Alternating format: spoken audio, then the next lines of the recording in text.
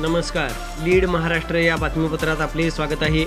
सांगली लोकसभा निवडणुकीमध्ये महायुतीचे उमेदवार संजय काका पाटील विजयी व्हावेत व ते खासदार व्हावेत आणि पुन्हा एकदा देशात भाजपचे सरकार स्थापन व्हावे यासाठी नरवाडचे लोकनियुक्त सरपंच माननीय मारुती जमादार, माजी उपसरपंच सतीश कुमार माळी, रामकृष्ण आवटे, मारुती धोंडीबा जमादार, बाबासो जमादार, रमेश कौतिकर, नितीन गायकवाड, रोहन जमादार, श्रीप्रसाद जमादार, महादेव जमादार, सुहास तसेच इतर सदस्य यांनी नरवाड ते नरसिंहवाडी पायी जाऊन श्री दत्तगुरू चरणी संजय काका निवडून यावे तसेच देशात भाजपचे सरकार स्थापन व्हावे यासाठी साकडे घातले आहे.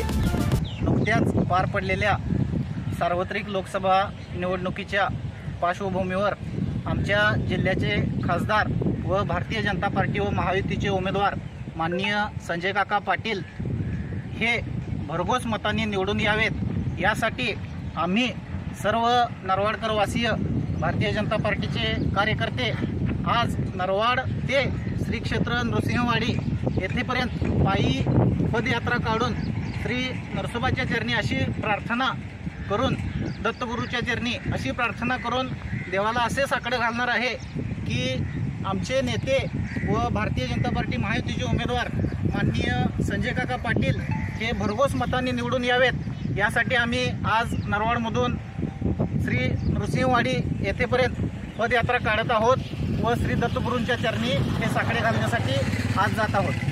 परवाच्या ज्या सार्वत्रिक निवडणूक झाल्या 2024 लोकसभेच्या त्यात भाजपा महायुतीचे उमेदवार संजय काका विजयी व्हावेत याकरता दत्तगुरूच्या चरणी साकडे घालण्यासाठी आम्ही निघालो आहोत. आम्ही सर्वजण लोकशाहीला मानणारे वर्ग आहे. लोकशाहीच्या मार्गाने 100% संजय काकांचा विजय होणार आहे. त्याचबरोबर अध्यात्माची जोड आणि श्री दत्तगुरूंच्या चरणी साकडे घालण्यासाठी आम्ही सर्व भारतीय जनता पार्टीचे कार्यकर्ते नरसिंहवाडी येथे पायी जात आहोत. संजय काका निवडून येण्यासाठी आम्ही नरवाड ते नरसोबाची वाडी पायी चालत जात आहे.